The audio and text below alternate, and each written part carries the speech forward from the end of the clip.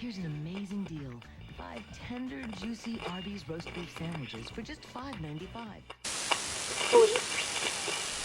See out a football frenzy here on Guy's Grocery Games. These contestants... Beats the heat with a digi beat all summer.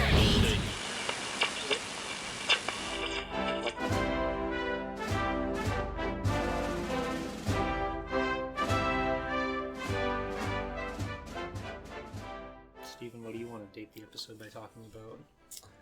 Let's see here. Well, we just watched Cubics. Ah! Yeah, true. That sure didn't hold up very well. I could see how it would have held up at the time. They use a lot of really dark, detailed for the time models, but it just looks like a mess. It reminds me a lot of Reboot. The trick characters, to yeah. emoting in their faces is just to stretch their eyeballs because they don't have enough bones in their face to mess around with. Yeah, their cheekbones don't really morph or anything, so it looks like their face is constantly squinting against a bright light. Their eyebrows barely move. The main character boy has a terrible hairline for his age. He also sounds like an adult, and he calls his dad Daddy. Yeah. He's thanks, Daddy. His dad hates robots and eats donuts. It's fucking Jeffy. Hey, Daddy. Hey, Daddy. What else did we watch? Hey, Daddy, I watched the Brain Pop on Juneteenth. Steven got fucking horny at Juneteenth. That's true. That was Wait. I got horny for both the woman at Juneteenth because she had a cute design, and at the mechanic woman from Cubics. The girl in the Brain Pop video had a Black Flag patch on her jacket, which was very funny. Then we watched the Black Flag music video TV party. We watched Popeye's 4th of July special because this is the 4th of July special. Welcome to the podcast. Woo! That's a cold Bud Light. Hell yeah. Allow me to give my food review. Smells pretty normal for a beer.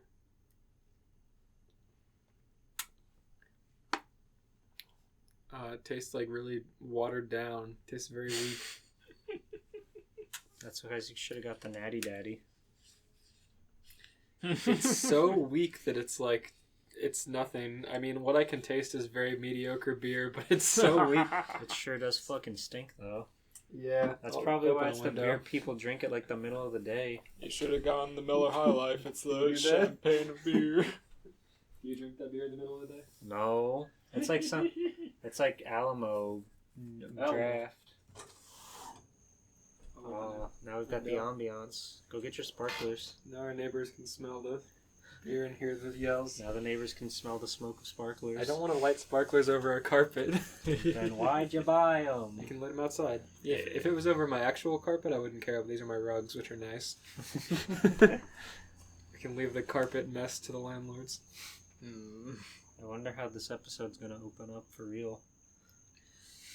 We've already touched on a lot of topics in this mere 3 minutes of recording. Well, it's the 4th of July. You, commenters down below, let us know your favorite 4th of July experience in recent memory. And let's all share our most recent 4th of July memory that is not the 4th of July this year. I could not tell you what we haven't already discussed in the past 2 4th of July specials. We didn't really have much of one last year, to be fair. Yeah, last year we were recording a podcast. Yeah. Oh, yeah. Well, I can recall a couple of beach watermelon experiences. I feel like we always try to bring a watermelon to the beach, and it doesn't always work out, because, you gotta, make a huge mess. If you have it, off the sand, which is ideal, because it doesn't get all sandy, you can either cut it, break it open, but it always gets sand on it, and you're covered in a red goo, and it's quite the experience. I know that I've broken a watermelon with a bat, a huge saw knife, and just smashed it on the edge of a cooler. Watermelons are fun to break. That's the moral of the story. Oh yeah. It's your freedom to smash watermelons. Yeah.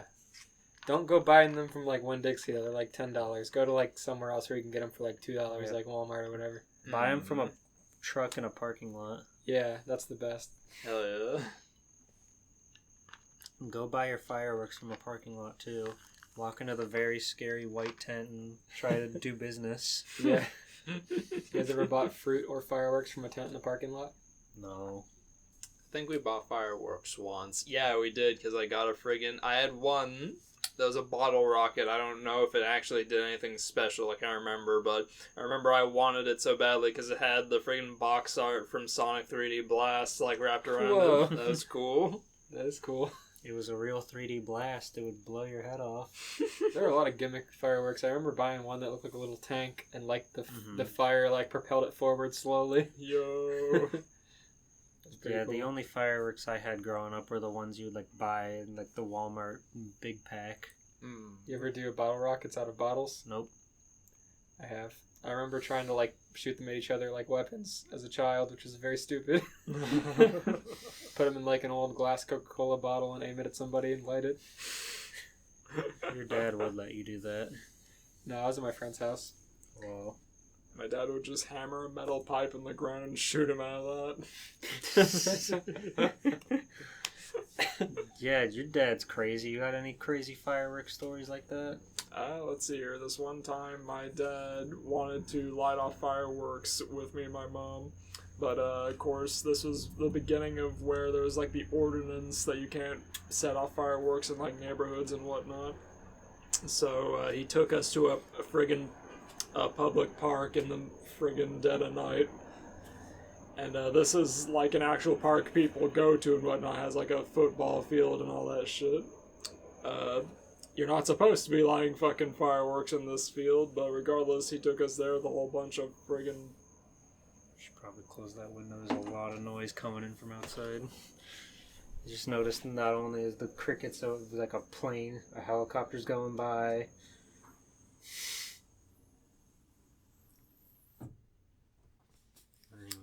So let's see here. So my dad took us to a public park once because they had just released the ordinance that you could no longer fire fireworks in a residential area, so we couldn't fire them off in our friggin' parking lot. Park driveway. But you could in like a public park? No. Oh.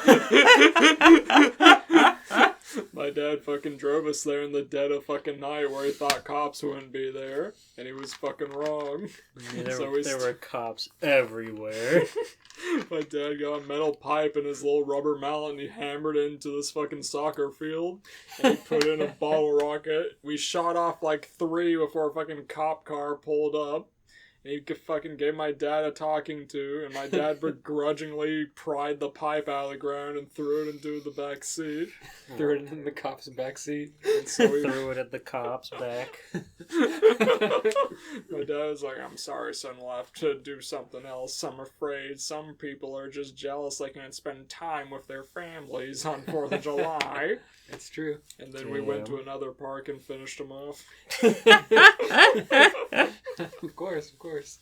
What a bro. I've always had people fire off fireworks in my neighborhoods that I've lived in, no matter the rules. It's always like trying to go to sleep is really hard on 4th of July because people do fireworks all night. Oh, yeah? It's cool when they start them at like the beginning of June. Or they do them like, they have leftovers from like New Year's and they're firing them off through like February. Yeah. These psychos. I used to pretend to be afraid of fireworks so I didn't have to go to the annoying like local town festivals that occurred because I think I explained that I did this as a child because the bugs were so bad. Yeah, you talked about this last year. Yeah, but I did have fun with them when I was like alone with my friends and got to light them off. That was more fun. Yeah, out of the few things to do in our town, one of them is a big 4th of July festival. Yeah. And everybody crowds around there and it gets super hot and bugs come out and it's very loud.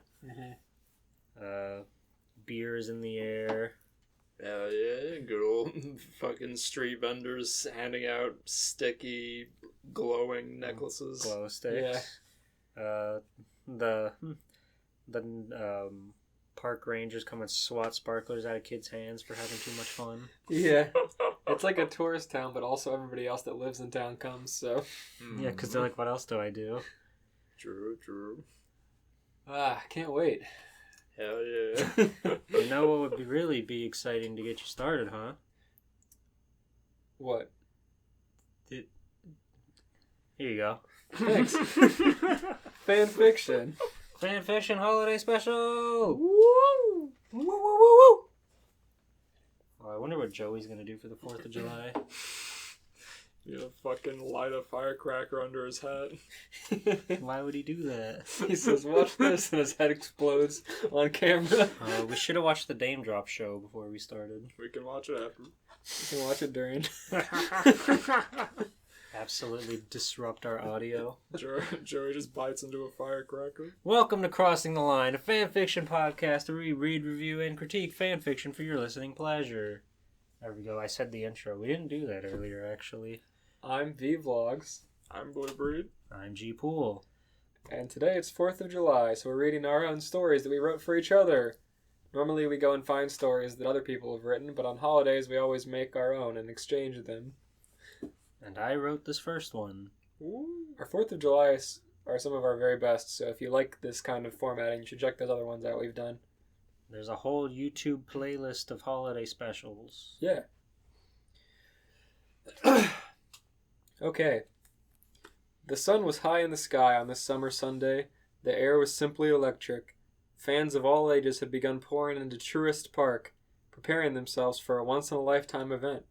On this legendary 4th of July, there was a freedom like no other. On this historic patriotic day of celebration, an event would take place that would truly shock the world. Deep in the locker rooms that formerly belonged solely... God fucking damn it, you better not make this about the freeze. The what? The what? The who? I read the Atlanta Braves and my fight or flight instinct kicked in. The where? The why? I'll just let the story speak for itself. Thank you. Oh my god. Deep in the locker room that formerly belonged... Formerly belonged solely to the Atlanta Braves, a man was preparing himself for the challenge of a lifetime. Not that he was scared, mind you. No, this man lived for the rush. He lived for the thrill of the contest. The man grabbed hold of his Fanta Blue Raspberry Freeze Blast and took a massive gulp, sucking the icy contents down in nearly an instant. He lowered his goggles over his eyes and got into position. An announcer began to call out through the sound system. Good afternoon, ladies and gentlemen. Thank you all for coming out today for this once-in-a-lifetime holiday event. Now, before I continue, let me introduce you to the star of the show. Here he comes now. It's the Freeze!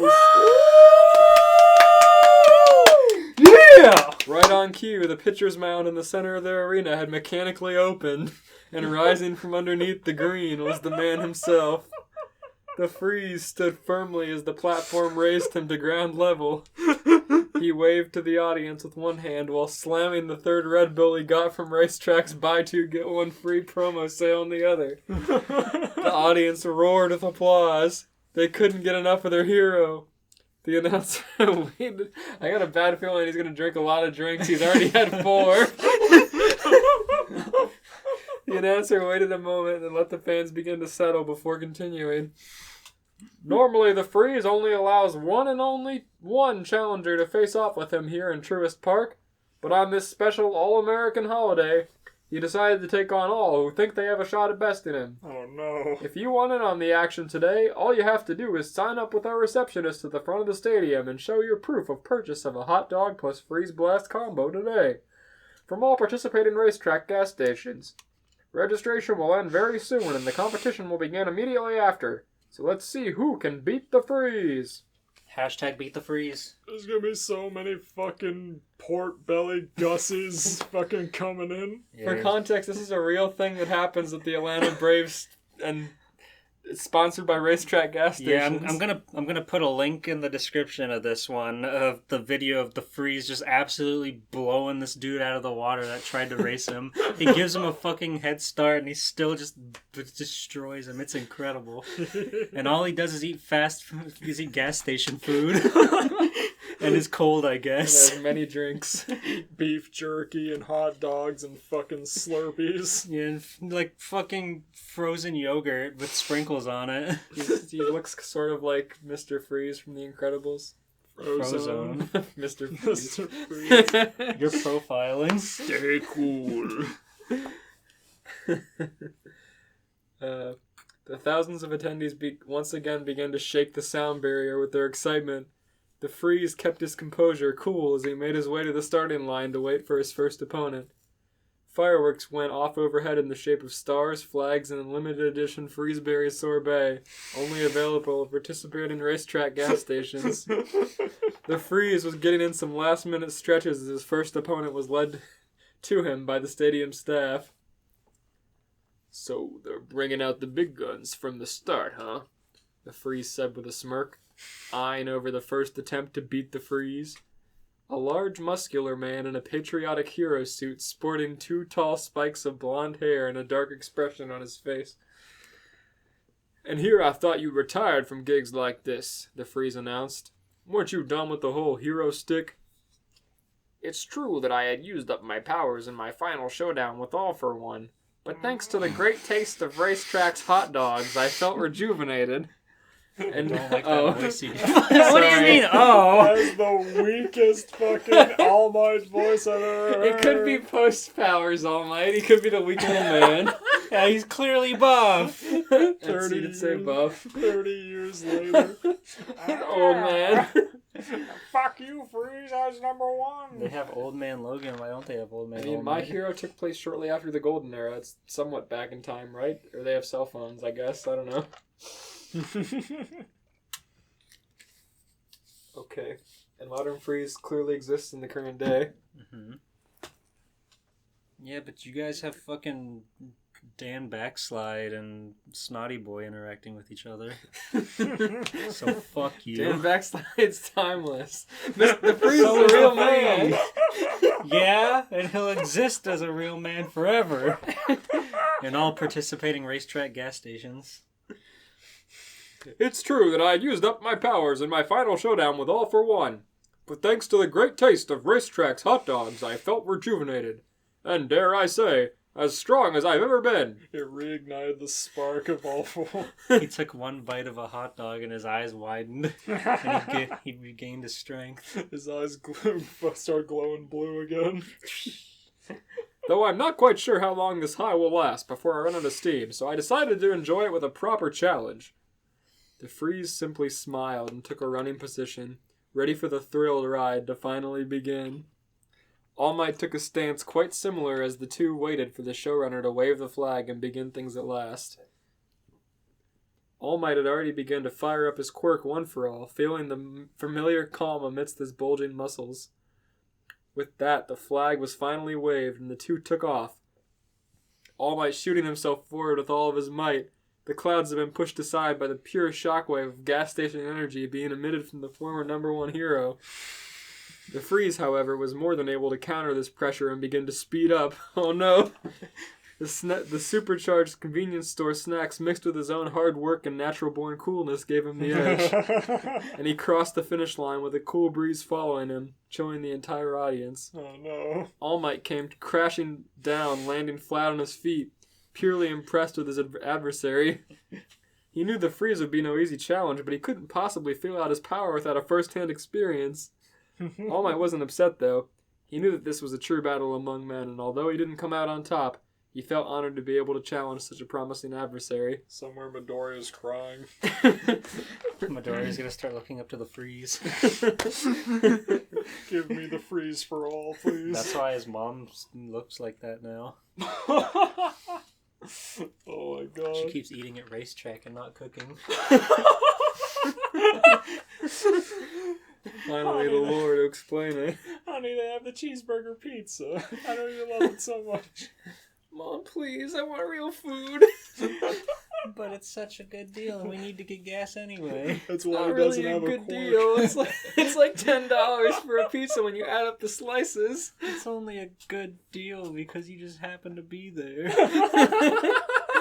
It's only a good deal because you don't want to go anywhere else. It's only a good deal compared to the other food at the gas station. This is why Midoriya doesn't have a fucking quirk.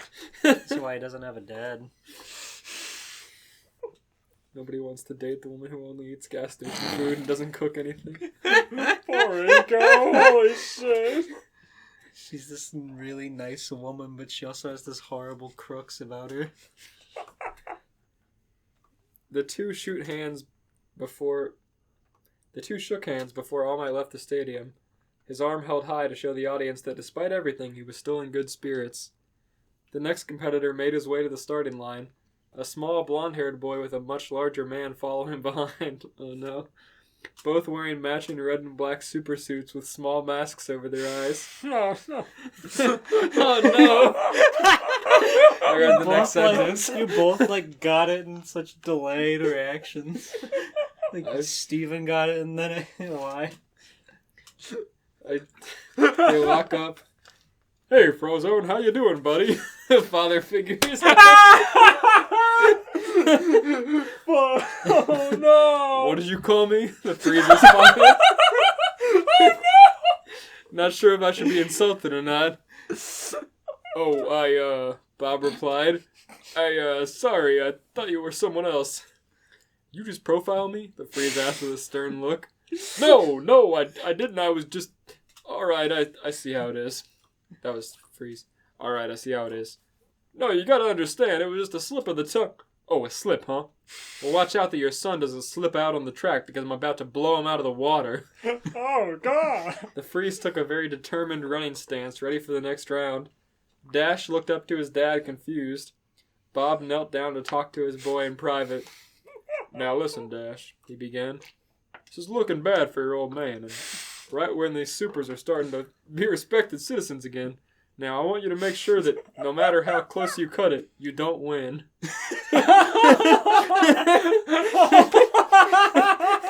That is the fuckest thing I've ever heard!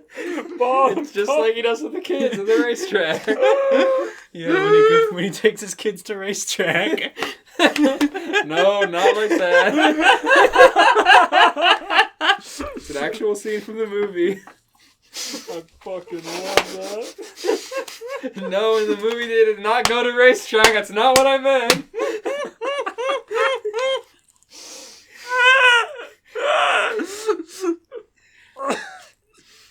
But Dad, Dash replied, I came here to win. I want to show everyone how fast I can go. You were the one who inspired me and listened to your pep talk in the car while you ate all those hot dogs. Dash, please, Mr. Incredible pleaded. If you win this race, hot dog in his mouth. you win this race, then our whole family will be in hot water. I'm already boiling it as it is. Whatever, Dad. I'm sure it'll all work out. Dash took his place at the starting line before his father could interject. And just like that, the race was on.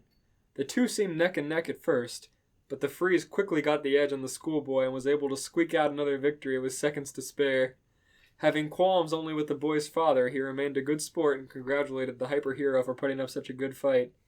While Dash was disappointed, this only fueled his desire to become faster and faster, which is what the freeze was hoping would happen all along. Mr. Incredible looked away nervously when the freeze cast his gaze on the man. Then he and his son left the arena to return to their seats and watch the next competitor. Is this the whole baseball event? Just people racing the freeze? It's a free-for-all. It's the tournament. The next line is the sun in the sky been moving closer and closer to the horizon. And I was just thinking, everybody's just here to watch the freeze beat all these people. Yeah. It's better than baseball. Nobody even noticed. All that matters is the freeze is there. The sun in the sky had been moving closer and closer to the horizon, as challenger after challenger came and went, without any being able to claim a victory over the cool competition. The freeze was taking a short break, dining on a hand-delivered slice of limited-time only Philly cheesesteak pizza found only at participating racetrack gas stations, as well as a large Polar Pop filled with Diet Pepsi, because after all, an athlete has to keep their figure in check. Now that the sun had set on a full fireworks show, began to remind everyone what this country was all about. The freedoms to live your life. The freedom to sign up for a racetrack credit card and save 5 cents on every gallon at racetrack and raceway for 90 days. Then keep saving with rebates up to 3 cents per gallon. God damn it. The freeze, you're like Googling racetrack news. Just leaves a hyperlink in the text. HTTP. In brackets, read this.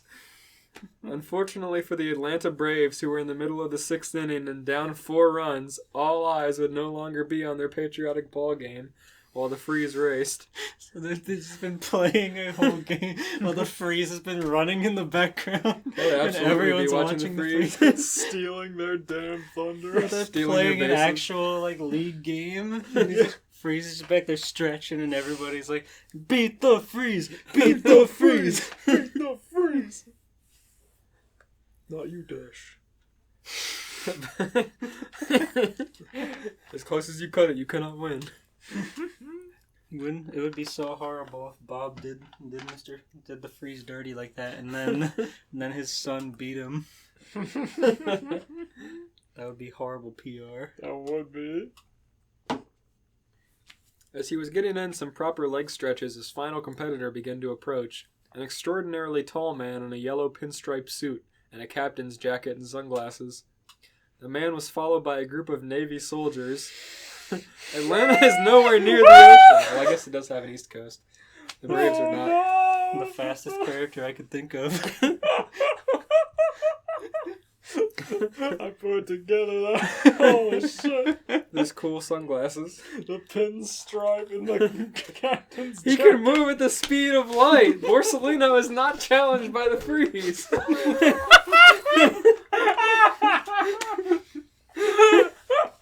We'll see about that. We will see. There's still much left in the story. Ow. My fucking ribs stabbed me. Steven got a hernia thinking about Borsellino. It could be him under this freeze suit. That's the way you put it. He is not challenged by the freeze. This gas station mascot.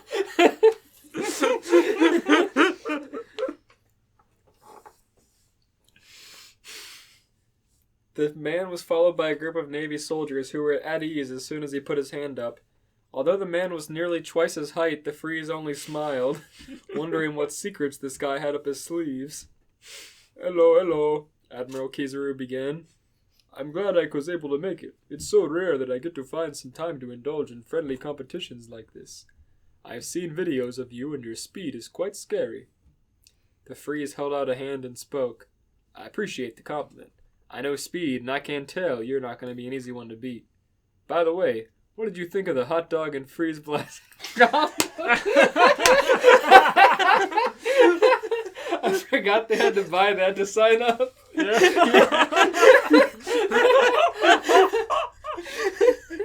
Holy shit. 9-foot tall man in sunglasses with like a whole armada behind him going into racetrack. You planted that mine so covertly.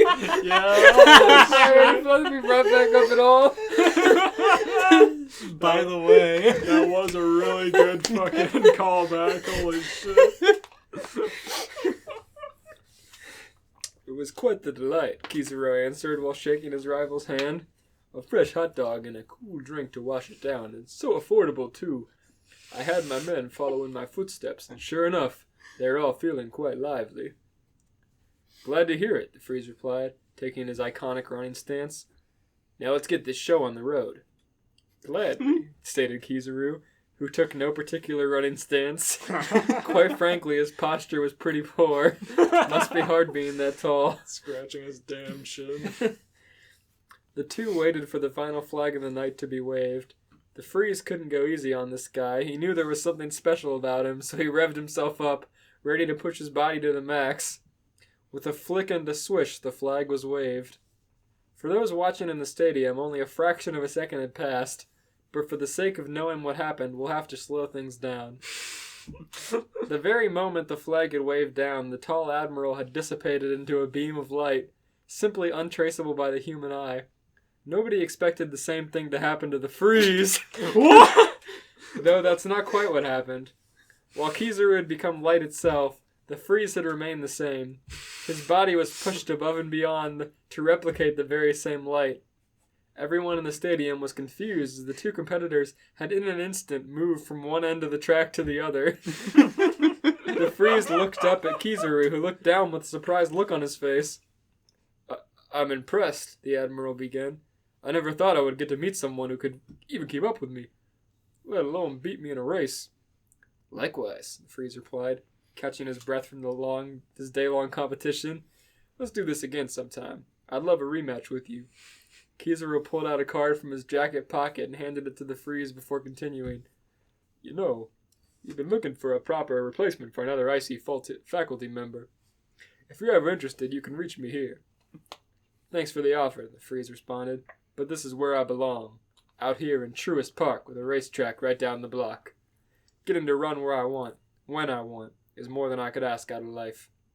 Fair enough, Kizaru said with a smile. I like the way you live your life. If you ever run into trouble, just give me a ring. You've got yourself diplomatic immunity. With that, Kizaru turned, assembled his men, and left. The crowd was cheering for their champion, even though they themselves couldn't quite tell who won in the end. All they knew was that they had all experienced a battle like no other, much like how Racetrack offers snacks and drinks like no other competitor does.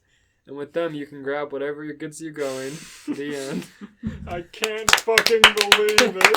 I give that a Freeze becoming a fucking warlord out of 10. Admiral. He goes right to Admiral? Of course. If Fujitora can, Fair. then the Freeze can any day. I give that one the Freeze going, freeze time. And freezing the track, the whole Atlanta Braves track. While the Atlanta Braves try to play their game, they're down He's performing magic on the field. All the audience just in awe. They're down by 4 and nobody cares. Oh my god. Fucking beautiful. I was quite proud of that one and all my advertisements in it. I can't believe how humble it, like, the Freeze asking Kizaru what he thought of the hot dog and freeze blast combo. It's such a humbling move to be like, thanks, but what did you think of my racetrack combo deal? He's like, That you it was had to pretty buy. good. Everyone that participated had to show their proof of purchase. Kizaru had to fucking pay for an entire fleet's food with his own money. He had to search through his 9-foot-tall captain's jacket for a receipt. Oh, I got it around here somewhere. I gotta say, now that my Bud Light is less than perfectly ice cold, it tastes horrible. It tastes like metal and piss, and I hate it. But I will finish it. That's what I've heard about Bud Light. That's what's up. Tastes like they soaked it in pennies, or they just don't wash their fermentation barrels or something. Yeah, that's exactly the flavor I got. Fucking, I tried Miller High Life too. It wasn't much better. Should try the champagne of beers, Budweiser. Wait, is that Miller High Life? Yeah, that's what High Life is. The Okay. champagne of beers. It tastes like normal fucking beer. I had a brief stint where I was the one non-alcoholic beverage at a concert hall. My company was doing this, and everybody thought because we had a white table that we were Miller Lite, and so like they would just had like lines of rednecks coming up to my table and going, "Hey, you got Miller Lite?" I'd say, "No, this is tea and coffee," and they just gave me a dirty look and walked away. I did that for like 8 hours. I can fucking feel that. Fucking so thirsty for a brewski. Like tea. You got sweet tea. You like, expect me to enjoy this concert with a tea? I had to sometimes explain that I could put sugar in the tea and make it sweet tea, which they were slightly less aggregated about. Tea? You hard tea or Or soft? So we were in the South. Sometimes it would be shows like Tame Impala or some other indie band that was like, it was like teenagers and young people, and they were cool with it. They were like, "Oh, cool, you got coffee, whatever." Underage couldn't drink anyways. But then we had like the redneck bands. I don't mean to say that in like a derogatory way. They're just like a lot of southern like country bands, and they were all be older southern people that would not want anything but beer. yeah. Just a specific demographic. Yeah. Yeah, I can fucking imagine. We can put sugar in the tea to sweeten it. The only thing you better be putting in this here tea is alcohol, youngin'. It's like, I have signs. It's brewed with hops, right? I have signs all over that say non-alcoholic tent, this is coffee, this is not beer. And they walk straight up to me, don't read any of it, ask me a question and leave. They see the color they recognize, and they approach. It's like going to a food truck and not reading what kind of food is there and just asking for tacos or something. It's like, no, try the taco truck next door that says tacos on it, dumbass. You got some taquitos or some spaghetti. Quesadilla. You don't see the tent right next to me that's neon blue that says Bud Light all over it and has a line of like 40 people? Tequila, taquitos, and spaghetti. Yeah, I was hoping you'd get it. Oh, God. So, Elias, you got a piece of fireworks for me? Yes.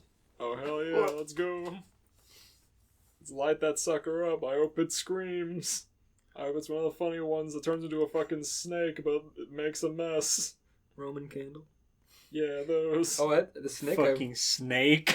I hope your fanfic's the shittiest fireworks. Snakes are cool. I like the They're snakes. They're fun to watch, but one got in my foot one time and I got really mad. I was wearing sandals and it went under my ankle. Did it hurt or did you just get mad? I was like 4 or 5, so I was just mad. You're like, fuck this. I was like, ew! God! I was like, a snake. It's coming towards me. It's my foot. Okay. Alright, let's light her up. Why are you making that face?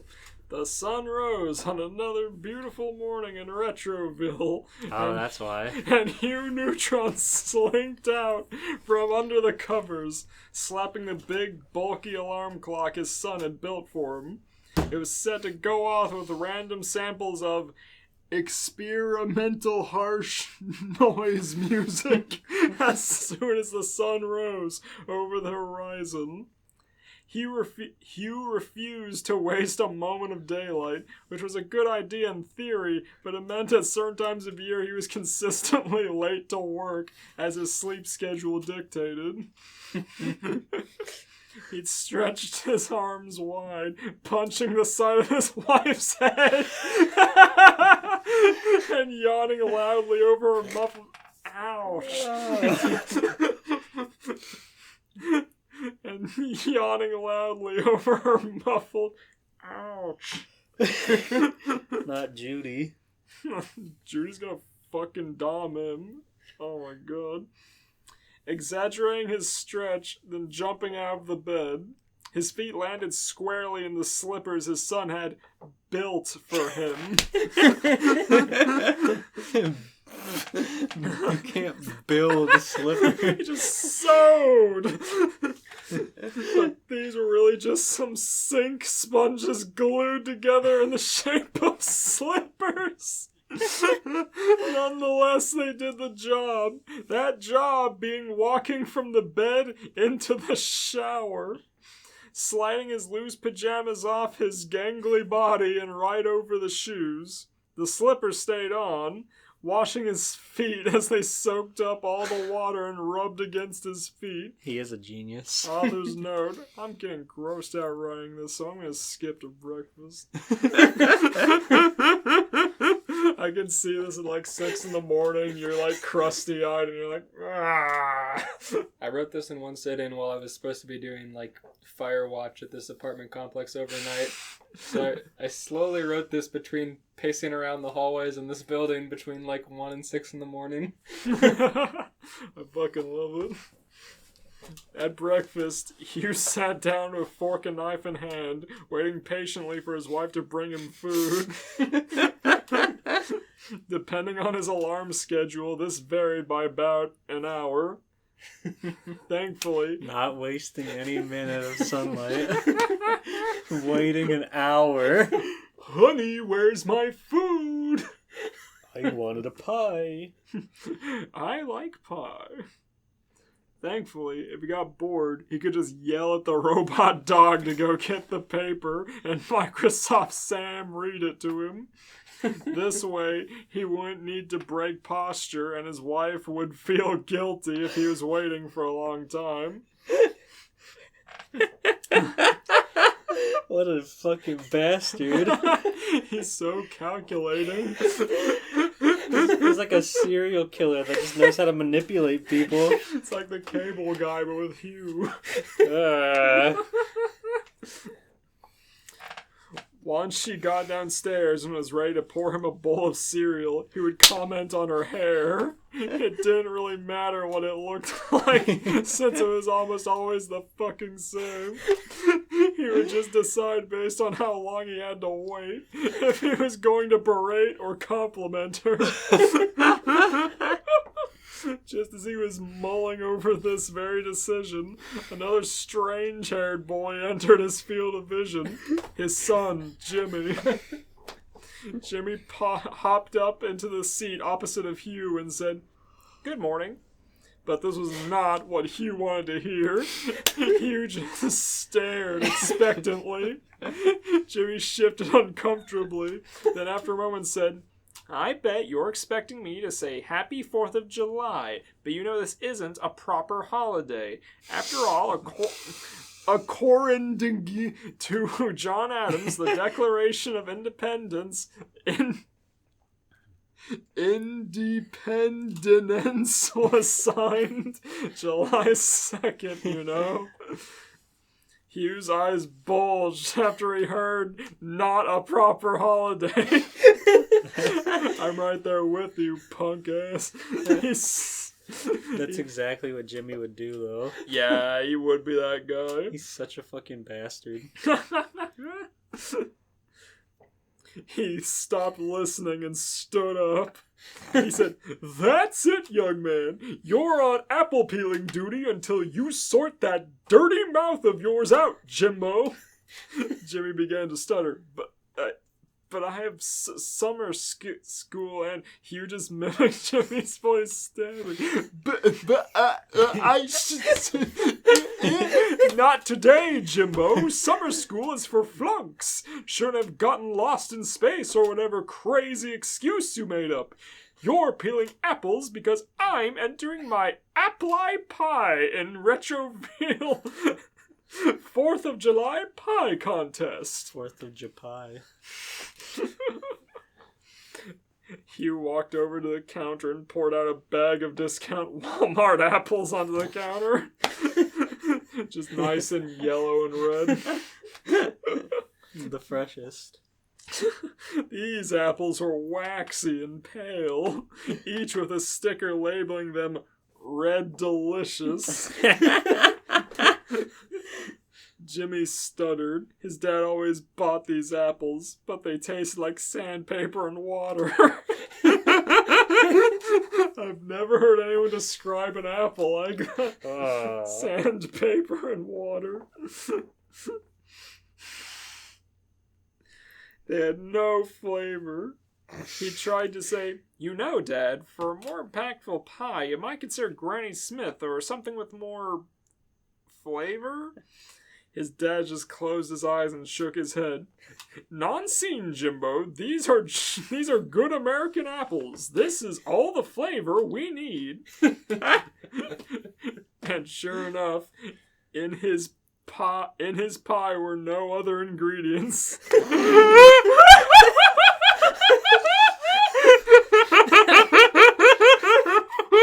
It's all American. Fucking colonial times ass. Just apple. No cinnamon, no sugar, no honey, no caramel. He popped the can and rolled out a fresh Pillsbury pre-made pie crust into a round dish. Poured the peeled and sliced apples into it, then crumbled some graham crackers on top. Not the kind with honey, sugar-free, because again, these apples didn't need it. He set the oven as hot as it would go. That's fucking 500 degrees. Yeah. It'll cook faster, It's gonna make his house so hot. but it'll cook faster. Then put the pie in for a couple of minutes until it was brown on top.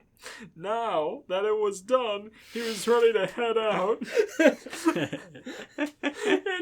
There's no way it cooked all the way through. With this brown on top. It just broiled the top. The apples are he still He raw. broiled the graham cracker crust. The crust is the Pillsbury is still raw underneath all the apple. Cold and flappy. It's gonna have like cooked on the bottom where it touches the oven, raw and crunchy in the middle, and then like burned on top where there's no protection. That's fucked up that you would write that. As I've been getting into cooking, this pisses me off. His wife came down the stairs and he told her to keep it sleazy, lemon squeezy. Then gone to the car, making Jimmy hold the pie. I hope he's got pot holders. His big stylized hands burning. I'm sure he's got a gadget for it. Oh yeah, true. Kitchen towels gadget. He'll He built kitchen towels. As they approached the fairgrounds, Jimmy and Hugh could see a wide variety of characters setting up tents. Hugh squinted towards the food tents at his soon-to-be rivals. Characters, you say?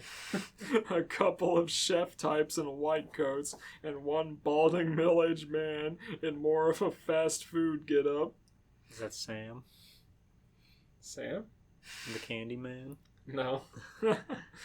He pointed one finger at the man who wasn't very far away and could both see and hear them.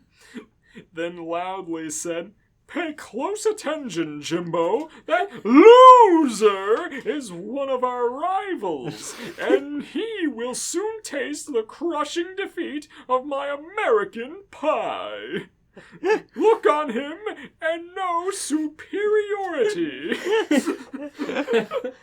God damn, he's gonna get his ass kicked. He's fucking surrounded. His only support is his little bitch-ass kid. Who doesn't want to be there? The man just shrugged and walked back towards his tent. Good. The boys parked on the grass and set up the tent to go over the front half of their car.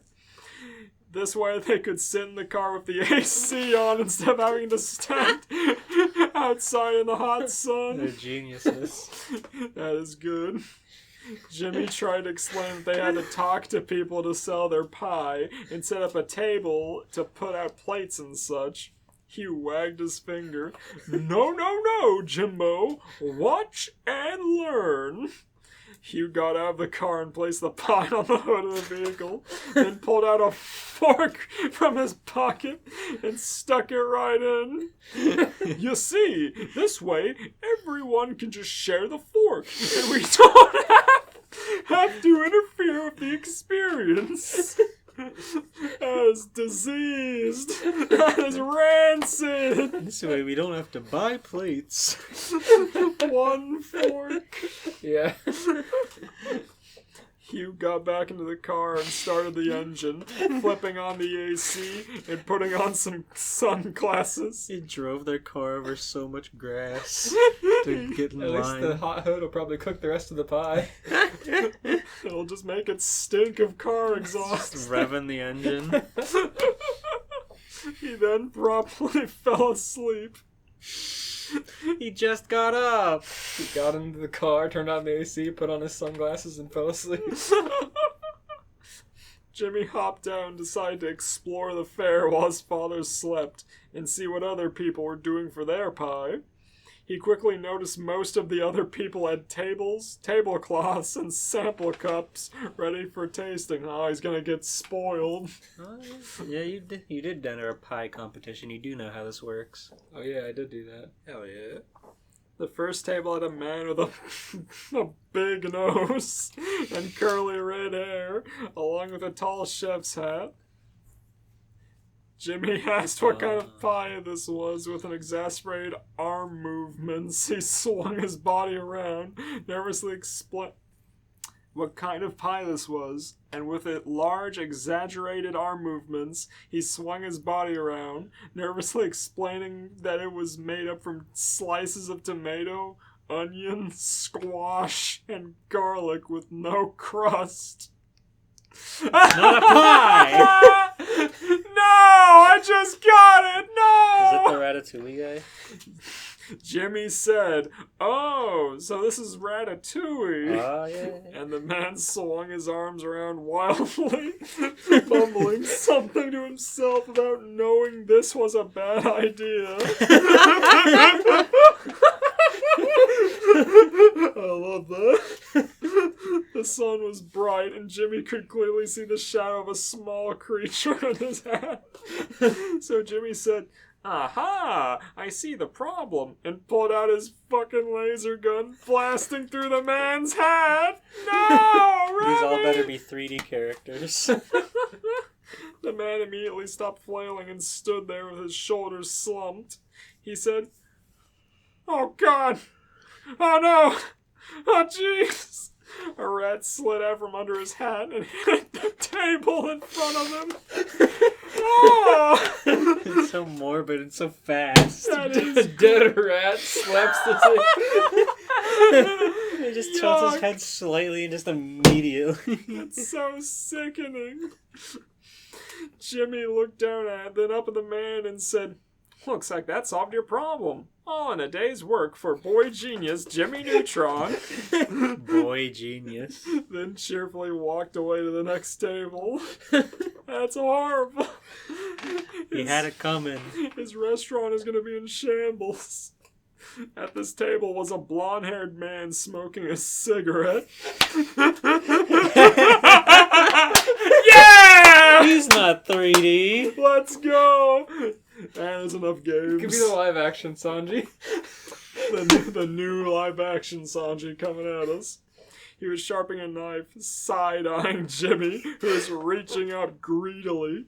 He smacked the boy's hand and said, "Allow me," in a thick Brooklyn accent, He used his hands for combat.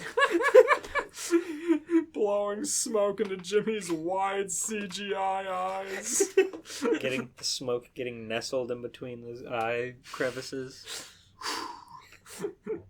Jimmy began coughing before being handed a perfectly cut slice of pecan pie. It was a napkin with a fork by its side. Jimmy said, "Sorry, I'm allergic to He would use the other pronunciation. Sorry. Pecans. Yeah. I forget which one is considered annoying. I think it's pecans that's considered annoying, but either way, he'd be a fucking dope. "Sorry, I'm allergic to pecans," and toss the pie, plate No, and but all. wouldn't pecans be like the proper pronunciation? It would be He would use the proper one because he's a fucking smart dick. You're right. "Sorry, Pecan. I'm allergic to pecans." There it is. And tossed the pie, plate and all, to his dog Goddard, who shot lasers from his eyes, destroying the food. Wasting food in front of Sanji. The chef's eyes widened and his cigarette dropped from his mouth onto the table. If there was one thing Chef Sanji hated, it was wasted food. And this boy just destroyed his only fork, too! What is wrong with these people? Everyone was supposed to share that! The chef stomped out his cigarette, leaving a big, dirty footprint on the table, while yelling at Jimmy, "You damn kid! Get the hell out of my booth and go bother someone else!" Jimmy walked over to the next table. This was the man his father had pointed at earlier. Oh no! Their arch nemesis. Principal Prickly. So Jimmy made an effort to follow his dad's advice and treat him as an enemy and a lesser. Jimmy walked. Okay. Jimmy walked up to his table and sort of leaned on it with one elbow, side-eyeing the man's pie, which was in fact a burger that had what may have been a pie crust bun. Sounds horrible. I'd try the fuck out of that. A label in front of it said, "Today's special, cow pie." After a few minutes of awkward silence, the man said, "So, would you like to try my pie?" Jimmy just closed his eyes. Oh! You got it? Yeah.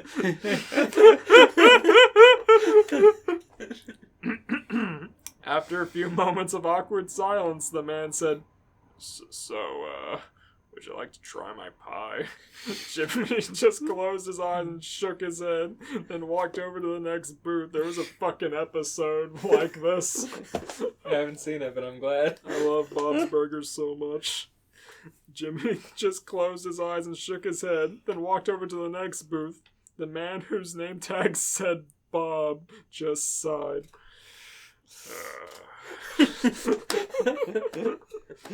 This last booth was... I'm glad that was the fucking enemy he selected in this group of uglies. Bob totally would just shrug and walk away if he got bullied. Bob's just a normal, competent fucking worker. He doesn't have time for this petty nonsense. Oh my god, let's see. The last booth was his father's again. It was a tent that was set up over the hood of a car. Again? Set up. What does that mean again? He just circled back, so now he's describing what he sees. Yeah. Oh.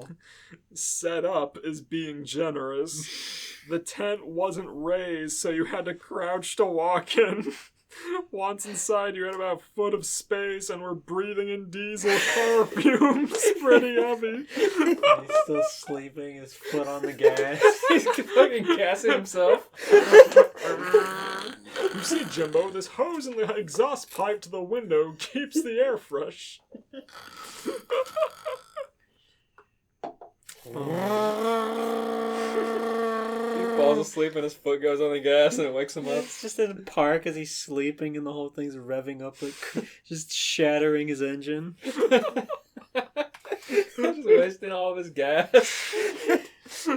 The car so desperately wants to go, but it can't. He's just asleep at the wheel. He had to wake up early to annoy his wife, and he regrets it. He fell asleep. There, on the hood of the car, was the pie, still untouched by the local fairgoers. Jimmy knocked on his dad's car window, which for some reason had been locked. Either his dad was sleeping in there, or he had knocked himself out with fumes. Either way, he looked pretty cool, chilling with his feet kicked up on the dash, sunglasses over his eyes and arms behind his head. Jimmy, realizing he would have to man the booth, finished setting up the tent and sat on Goddard like a chair until the judge rolled around. He can't do that to Goddard. He does that when they fly around. Yeah. That's so That's funny, like though. practical. This is just cruel. Just the idea of him like sitting down, his like little legs like mashing into his fucking toaster body. Mm-hmm. Oh my god, let's see. I smacked my balls when I did that. The judge was Sam from the candy bar. There he is. A balding older man with a big old pot belly. He walked up to Jimmy's booth and began coughing from the car fumes. What'd you make, a gasoline pie? Jimmy began to explain that this was impossible, but Sam just rolled his eyes and pitched up the fork to begin eating. He spat out his first bite onto the grass. Jimmy! This tastes like sand! The crust is hard as a rock on bottom, but completely raw inside. What'd you do, blowtorch it? He took another bite, then made a disgusted face and put his fork back into the pie. Jimmy, sweating, turned to his father, who maintained his cool posture. This renewed Jimmy's confidence. Why, yes, we did. It's my father's special recipe. But Sam had already walked away to the next room. Sam is a funny character because he moves like in such jerky, like keyframe movements, and that coupled with his fucking accent makes him such a funny character. That he owns a fucking candy bar. Oh, this fucking old bastard. He was getting all the ladies in there that one time. Oh, it's true, it's true. He put on his jacket, and all Cindy Vortex and all the other elementary school girls fell for him. About an hour later, the loudspeaker called everyone out to center stage to announce the winners of the pie contest. Sam stood there alone holding a blue ribbon in one hand and a mic in the other. Jimmy hour? There was only 4 contestants. You know how these things go. You gotta wait for all the fucking events to finish, one at a time. Well, it's usually during a carnival, too, so they usually probably wait to a certain time of day, like a panel. Yeah. Jimmy walked over to the stage, his father still sleeping in the car. Why'd he come? He made the pie. He wants to win. It's his pie. Jimmy's taking the blame for it. Hello, everyone. I'd like to announce the winners of today's Retroville Pie Contest. God, I'm so excited. This shit's so funny. I can't wait. As per usual, the prize will be this big blue ribbon and a picture of your pie in the paper. In last place, we have the cow pie from Bob's Burger. No, Bob! Nobody wanted to try it. You know, there's a whole episode, around this exact moment. His fucking wife is, watching the Retroville station on the damn TV. Oh, Bob! Let's see. This is not a pie. It was a burger. Your name did not make me laugh. No. It did not make me laugh. I misread. Your name did make me laugh. I thought he was just berating him. Your name did make me laugh, but I'm afraid you have been disqualified. Please do not approach the stage. In third place, we have the rat pie from Tent French Patisseries. Your pie was just cooked vegetables. There wasn't a crust or anything. That's true. Half of the contestants didn't even make a pie. Child's play for Hugh Neutron. I would have let slide due to pretty sparse entries, but the dead rat was going too far. While authentic to your theme, it did make me throw up a little bit, which really ruined the pie taste. I do not want to see your greasy face again. Please do not approach the stage. In second place, we have the pecan pie. What? From 10,000 Sunny. This pie looked great, smelled great, but for one thing, you had no fork. No! No! Fucking garbage, bullshit, pudgy ass. Fucking eat it with your hands. And for 2, I never got a bite of your pie because you were too busy talking to some woman in front of me. I tried talking over her, and you just gave me a filthy look. So, don't approach the stage. And lastly, in first place, we have... Hold on, you damn bald ape! The blonde-haired man approached the stage, climbing up and landing squarely next to him. Then turning to address the audience, he says, I'd like to say something.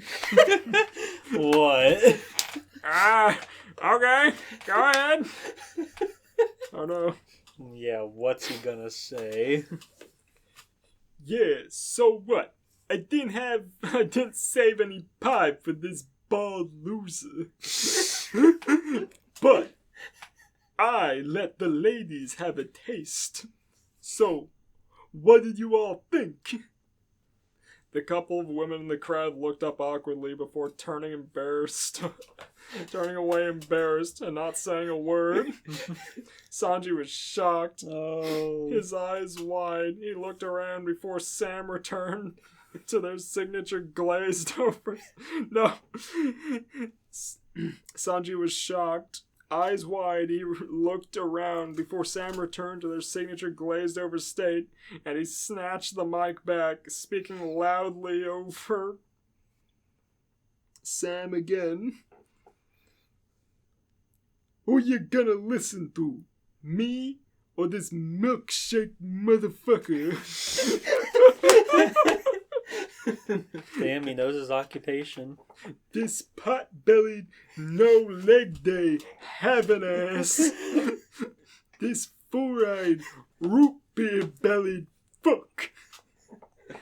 Al's toy barn, facial head, freak. What? What was that? Al's toy barn, facial head, freak.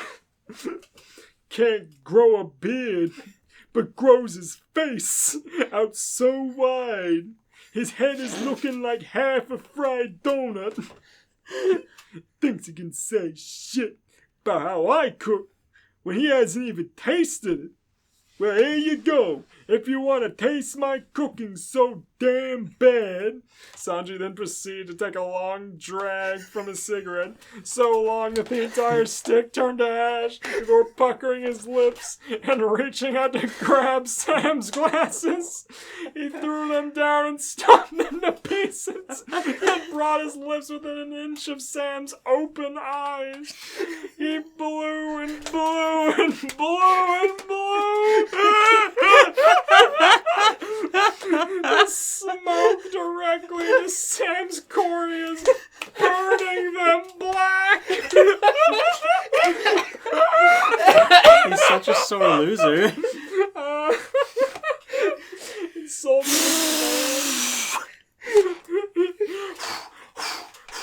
blew and blew and blew. Smashed his glasses. Sam, who could now not see and maybe never would ever again, said one word. Disqualified. Sanji's eyes widened in anger. He immediately stiffened up and ran off stage. Sam bent down and reached around until he found the mic, picking it up. First place is the true American pie recipe. Can't tell you what's in it. From Tent Hugh. That was the title of the pie. True American apple pie recipe. Can't tell you what's in it. Ha ha.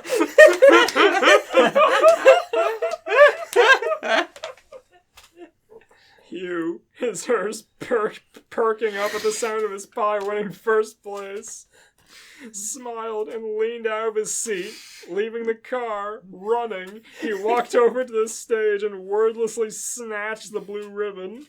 He took the mic from Sam and said, "Easy as pie. See you next year, everybody." Then stuck his hand out and dropped the mic. The feedback caused everyone to grab their ears and cringe. God. Hugh bowed and walked back to the car, which had died from being left on all day. He frowned and then picked up Goddard and hooked him to the car to jump it. Then he left Jimmy and the tent, drove home, and kissed the blue ribbon, saying, "I love America." The end. Fucking beautiful. The tent was like a half on his hood and he just drove off. It just clattered over. Oh my fucking god. Thank you. Oh, I give that a friggin'...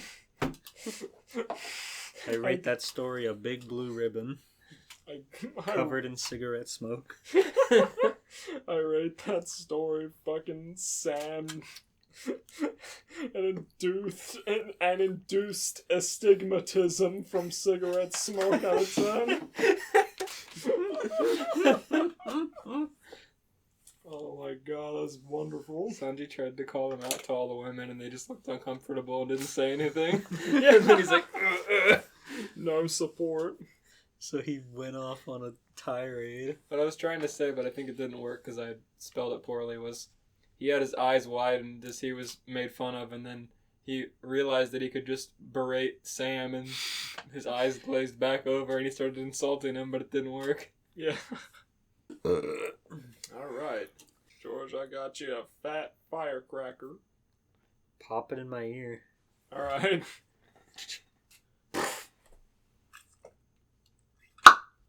Oh. Chapter 1, A Friend in Need. It was a nice, calm, rainy July 4th down on Criteria Island, the surface of planet Zebes that's... Did you say criteria? Criteria. I don't know what that is, but I'm just laughing it was an island again. It's it's on planet Zebes. I don't know what planet Zebes is either. From Metroid. Oh, okay. But it's also an island. Planet Zebes Island. The surface of planet Zebes that had somehow survived 2 planetary self-destructs and had also landed on another planet's ocean without destroying both the planet and itself was going through its usual bout of torrential downpour. Samus Aran sat in the dark of her apartment, waiting for her outfit of the day to come out of the laundry. The room was only illuminated by the TV, which was running a video with some sweaty dude breaking down every frame of the new Smash Bros. Teaser to try and discern their moveset and also whether or not they are broken or whatever. Wow, I can't believe they put in another Pokemon trainer before they put in Crash Bandicoot. I love that guy, Samus said in her usual stoic tone, completely ignoring the Latino guy peeking her television speakers. As the man began to argue that Banjo and Kazooie were technically Shotos, the alarm on Samus's dryer went off. What's a Shoto?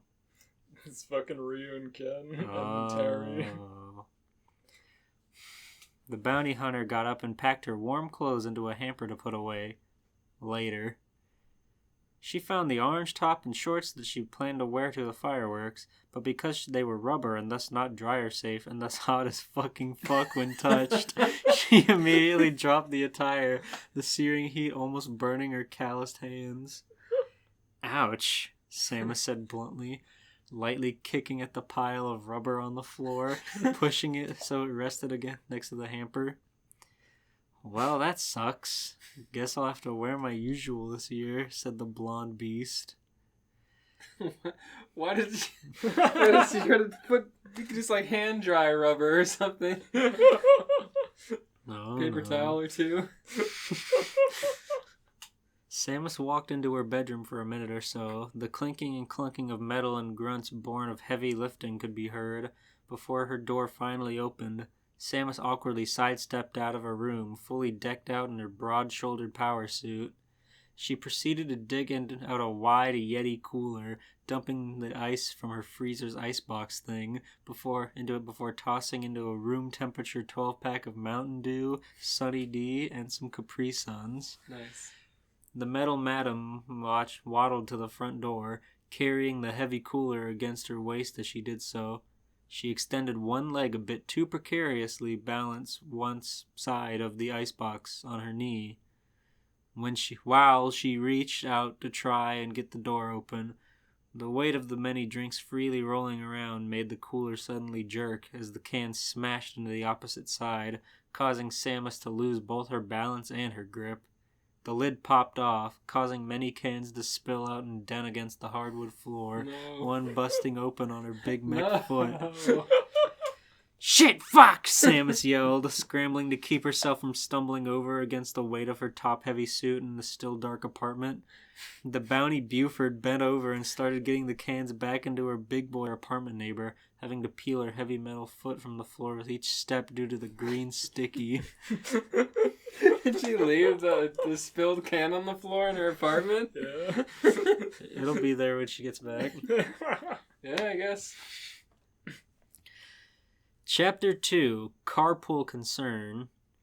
Samus pussyfooted up to her neighbor's door, proceeding to punt at it with her foot a few times as a knock, being as her hands were full.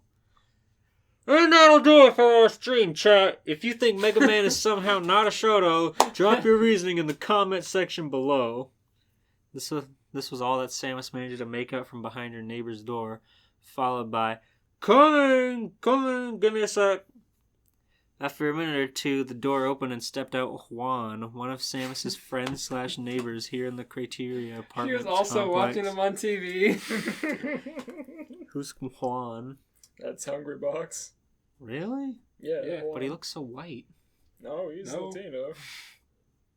Huh. It's just his lighting. His pog face looks white. He has a big ring light directly against his face with white light. He was clad in his UCF Island jersey and American flag trunks. Hey, Sammy, let's hit the road, bellowed the bearded melee bastard. He noticed Samus trying her best to hold onto a cooler with one hand and one arm cannon. Hey, let me help you there, Sammy, he offered, taking the cooler from her. The atrophied E-athlete stumbled a bit, struggling to keep the cooler at waist height before letting out a breath, proceeding to set it down on the ground. You go ahead and grab our chauffeur, Samus. I'll catch up with you, huffed the hypoglycemic himbo. Samus pumped her arm cannon, making that cool beeping noise. She then turned and walked up the steps to the next level of the apartment, knocking on the door of their carpool driver for the evening. Who is it? Screamed the apartment's owner. The door opened, revealing a squatty little old man in a lab coat, shirtless with swim trunks and sunglasses. A lab coat, shirtless with some shits. The squatty old man. I picture the guy from My Hero who's All Might's master. If it isn't my neighbor, Samus, I'm ready to go see the fireworks whenever you are, announced the fourth Dr. Wily at this tall-ass woman in a mech suit. Oh, I thought it was going to be Doofenshmirtz the way you said that. Samus and Wily then went off and stopped at the final door, their neighbor just down the hall. She was about to knock when Riley stopped her. Please, allow me, he said before taking hold of the doorknob with his big stylized hands. He twisted the doorknob until it reached its limits, but proceeded to keep twisting, veins in his bald head popping up. As his face turned red from the stress. Why is he doing that? The knob finally gave way under the force of the door, breaking the fuck off of the door and leaving springs and metal pieces all over the floor. Said, please allow me, and then broke the door Angrily purposefully. It broke. You must not like whoever's behind that door. Without a lock mechanism, the door drifted open, revealing their neighbor standing there with a hand out, having just about to open said door. The black-robed skeleton looked down at the floor at the mess of lock barrel pieces, now lacking home security. Oh no, jeez, I can't believe you broke my door like this. I mean, I was doing it on my way out anyway. I just had to use the bathroom because earlier I was down in a lot of water because you know we're going to the beach and I didn't want to plutz due to dehydration like I did at one time at my cousin's bar mitzvah. Oh, the food was so good, you just had to be there. But I ended up not drinking a single thing, and before long... Silence, you sentient simpleton! Interrupted Dr. Angry Joe, stomping his foot for emphasis. Now I'm confused.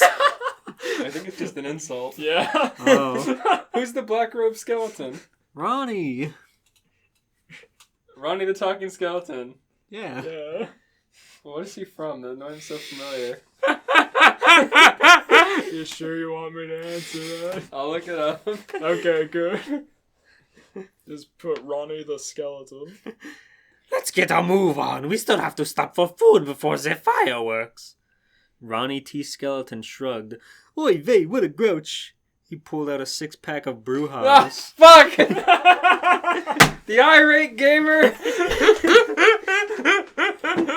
I should have known. You recoiled so hard from that information. I saw one bit crushed image of the irate gamer and I had enough. Oh, God. Oh, and I brought beer in case you guys didn't have a... Beer? Said Dr. Wily. His eyes widened as he grabbed the 6-pack and began immediately prying a can from its plastic ring. Samus's eyes widened under her visor. Wait, you're driving, so maybe you should... I assure you, Samus, my tolerance is as high as my IQ. The scientific screwball promised, cracking the cold one with his big finger and knocking it back. He finished it in 6 seconds flat, crunching the can in his grip and dropping it to the floor as he pulled out another. On Ronnie's floor. With his door hinge remains. Seriously, Wiley, I think Wiley held out his finger as he glugged, as if to ask her to wait until he finished. The dastardly dipshit threw the can down. Woo! Alright, let's get going to the car, boys. I feel bad for Hungry Bucks living in this apartment complex with these freaks. He makes way too much money to be trapped here with them. He's gonna pop off, I'm sure. Criteria has really good fiber. He had no choice. Let's see, the two reluctantly followed, now left to question internally what fate would hold on the simple trip to fucking fireworks. The three began loading into the good doctor's Hummer, Wiley strapping into his booster seat.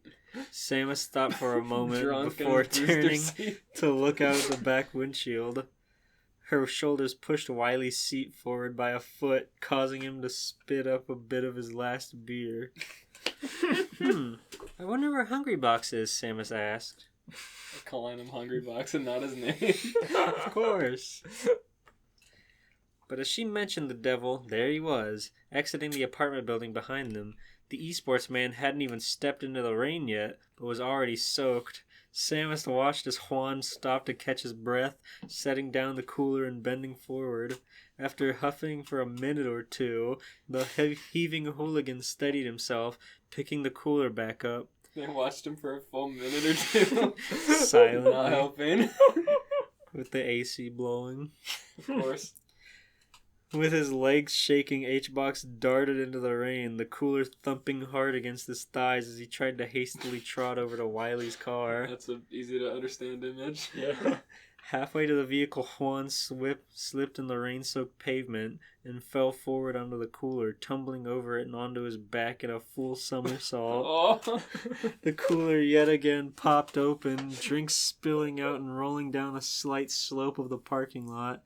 Hungrybox struggled to roll into his stomach like a fucking turtle before pulling himself up, cursing loudly at the sight. Ah! Fuck this! You're almost there, man. Car's right there. After fucking trying his best to like follow behind them with this heavy ass cooler that he's clearly too atrophied to fucking carry, he slips in the damn rain and does a full forward somersault. Sounds pretty funny. This real man. It's cartoon physics, he's fine. His voice echoed as he grabbed up the cooler and just trudged forward, leaving any and all contents that had escaped on the ground. He opened the trunk and slid in the now dirty and scraped up Yeti, proceeding to stumble into the back seat while holding his side. Ronnie turned from the front seat to check up on the soaked sad sack. "Oh, jeez, Juan, you okay?" "Ronnie, I don't want to talk about it. Let's just fucking get food, man." Hungrybox responded, exasperated. So Wiley readjusted his seat now that he wasn't being crushed against his steering wheel and proceeded to back up, peeling out of the parking lot, crushing and popping several cans of Mountain Dew as they left. Chapter 3, Triple Trouble, aka How the Trip Went. The large, wily Hummer rode through the heavy rain. After a while, it turned sharply, pulling into the drive-thru of a McDonald's. Wiley drove up to the loudspeaker. Okay, what do you guys want? He shouted in a voice too loud for the finite area they were in. McDonald's. Ronnie held... I hit the side and it shot me back up to the top. I got it. Okay. Ronnie held up his hands. Nothing for me, thanks. Us skeletons don't really eat, except for maybe my great cousin Ainz Al Gould. He invited me over to his realm this one time. Ooh, you just had to be there to see it. He had the whole buffet laid out with his maids. They were just gorgeous. Oh, you just had to be. While Ronnie went on a spiel, Hungrybox leaned over to try to look past Samus in the menu. Quite the task, considering her power suit made her take up almost 2/3 of the back seat. Alright, let's see, McDonald's. Got any more Pokemon cards? Any more Pokemon cards? Let's see. Nope. I'll just get a large double quarter-pounder meal with a Sprite, but ask them if they have any Pokemon cards, just in case, please. Wiley rolled his eyes. And for you, Samus? He shouted, turning almost 180 degrees and standing in his seat, sticking his face a couple inches away from her visor. Drunk in the McDonald's drive-thru yelling at them. Standing on his booster seat. Samus shrugged. I want 3 McGriddles. They don't do all-day breakfast anymore, Samus! Samus threw her hands up, upset. Fucking why? I couldn't tell you, Samus, but there are no McGriddles right now. Fine, I'll take a McMuffin. Okay, a McMuffin. Wait, what? McMuffin, Samus? I told you, they don't have any breakfast items right now. You can either get a sandwich or chicken nuggets. Which one do you want? Some mundane who's on first bullshit. Chicken nuggets. That's what you wrote. I know, you did it perfectly. I don't want that shit. I want hash browns. I told you, they don't have it right now, Samus. Nuggets or burgers. Then I'll fucking starve, old man. That was petty shit. Oh, hell no! Last year, you didn't eat before the fireworks, and we had to find a place that was open past midnight during a goddamn pandemic. We don't have time to backtrack. You need to get something to eat right now. Samus leaned into his face. I don't want that shit. Wiley frowned, grumbling as he sat back down to his seat. The employee asked for his order on the loudspeaker. Okay, I would like a large double quarter-pounder meal with the Sprite. Also, do you still have the Pokemon cards? No, sir, we do not. Sorry. From the back seat, H-Box gave an aggravated sigh, twisting his face into a grimace. Great, I guess today is just fuck you all day. Beautiful, absolutely beautiful, mumbled Hatebox. Wiley shushed Hungrybox before turning back to the speakers. Shh! I would also like 2 McDoubles with no pickles, ketchup, mustard, onions, or cheese. Then I'll have 4 large beers, and then can I get a regular 10-piece McNugget meal? That's all. 4 large beers. Samus turned her head as she heard the dickhead with a degree order her food. She was about to complain, but Wiley hit the gas, jetting the Hummer forward to the first window. Wiley handed off his card. Wiley, I told you, I don't want chicken nuggets, Samus shouted. Wiley sweated as the power suit force raised their voice at him, but retrieved his card and pulled up without answering. Once they all had their food, they were back on the road. Of course, Samus was the first to make an issue. Wiley, I am not eating this shit! Samus held the bag of food by its underside, shaking it upside down in her rage, sending hot food all over the floorboard of the car. Her neighboring passenger H-Box definitely had something to say about the hot fries that burned his exposed feet and legs.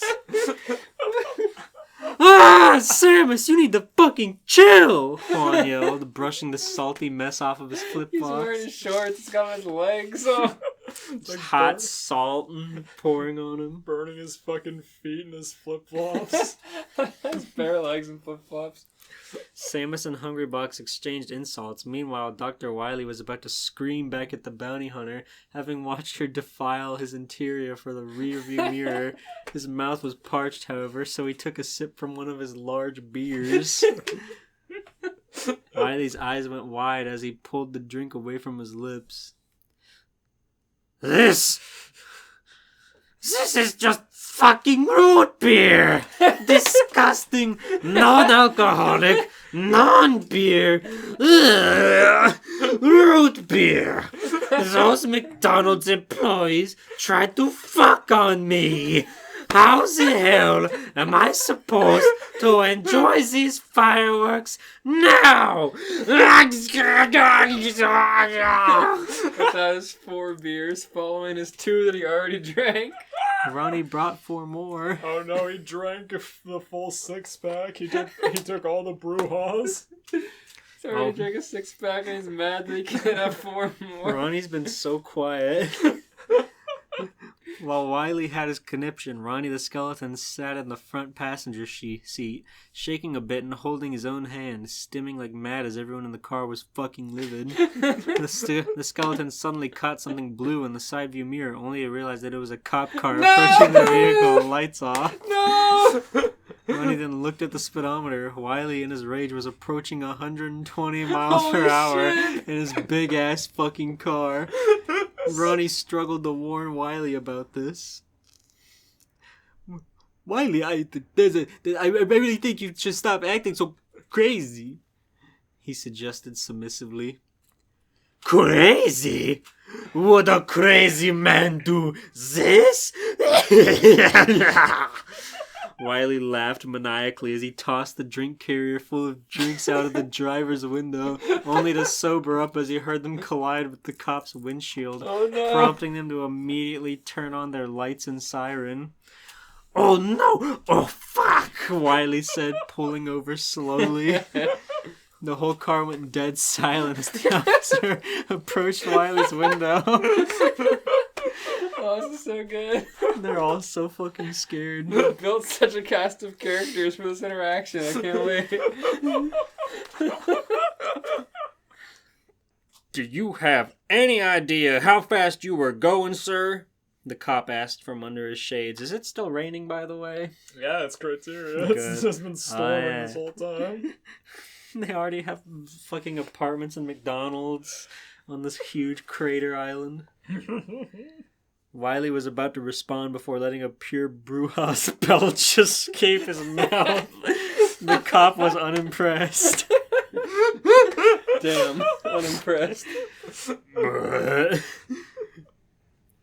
Have you been drinking tonight, sir? Tonight? I thought it was like the middle of the day. It's always night. No, It's like raining. it's the evening. They're going to see fireworks. Yeah, you're right. You're right. We've all had like different time periods in our stories. Have you been drinking tonight, sir? He asked. Of course not, officer. Well, I'm gonna have to ask you for your license and registration. Then we'll need to do a sobriety test. Wiley's face twisted into a sad look of concern as he reached for his glove box compartment, retrieving and handing off his paperwork and ID to the cop. After the police had ran his plates and whatnot, the officer had Wiley step out to walk the line of the bike lane as a part of the sobriety test. The small doctor slowly shambled about on the line, his feet not even stepping correctly in front of one another. The cop had seen enough. Okay, sir, come on back to my car. We're gonna have to have a little talk. Wiley kept walking. Sir? I said come back to the car. Wiley looked back before breaking into a full sprint. Sir? Sir! Hey! Stop right there! The cop gave chase to the freak, keeping his flashlight on the wrinkled waddler. Wiley managed to run a good meter or so, but his big, shitty, floppy midget feet met the inevitable as he tripped over himself, falling forward and skipping across the ground a few times like a flat stone. The doctor clutched his bare, scraped-up torso and screamed as the cop tackled him and attempted to pin him while he took out his cuffs. Ah! Ah! The mini tard screamed as he flailed on the ground like a fucking fish. Riley managed to turn his body sharply, grabbing the officer's wrist with both of his mongoloid hands. He promptly gave the cop a really hard Indian burn. Got him. Ah, you motherfucker! The cop screamed, punching the absolute shit out of the elderly egotist in the side of the head, knocking him out instantly. And so, Dr. Wiley was arrested, and the other members of their evildoers' party were forced to walk back to their apartments in the Criteria rain. The end.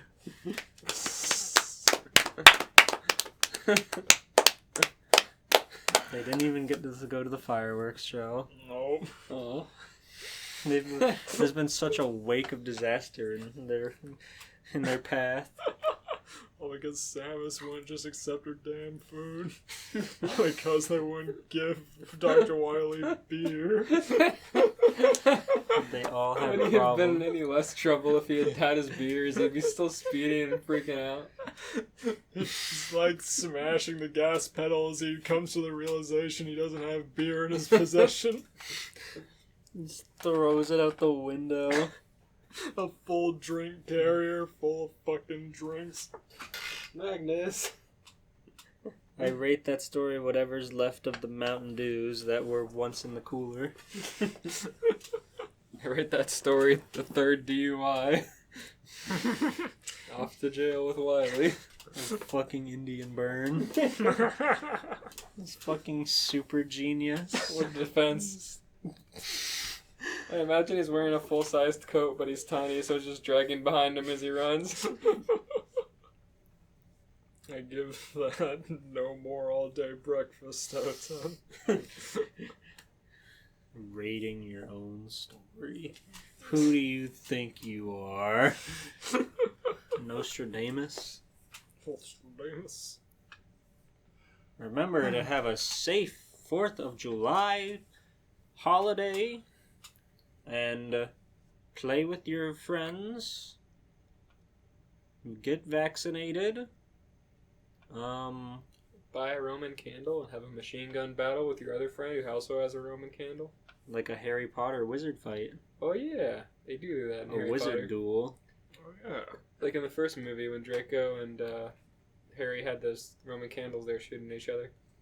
When Special when effects. Malfoy had all the wizard crackers Yeah. and he threw them and Harry threw them back and he shifted like a robot and said, "How's about a taste of my super wizard crackers?" And they're big and purple and you can't pick them up and return fire. No, it was a wizard cracker. It's fine. I was looking at our analytics and two people recently watched our entire Harry Potter fan hack Let's Play start to finish, which made me happy because that's a good one. Hell yeah. 2 people out there. Well, like they know what normally they did. we get a handful of views on their older videos and they're like a couple of minutes or whatever, people checking stuff out. Mhm. But those two in particular, like this week, were just all the way through and that made me smile because it's a really funny one. I like that. That's right, viewer. If you've made it to this point, you're one of the golden boys or girls or others. Yeah. And we appreciate that.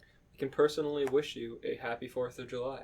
A happy 4th of July. In the spirit of the holiday, please subscribe to our YouTube channel and follow us on Twitter. Join our community Discord where we have lively chats about porn and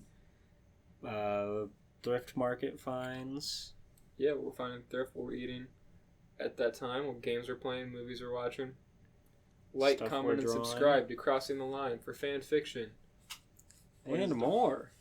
Please don't order beers at McDonald's. Check out Manga Mondays. Check out our other videos. I recently did a Mega Man Legends video that I care much about, so you should care about it too. It's a very good game, and you should play it. Good night! Good night. Oh, yeah.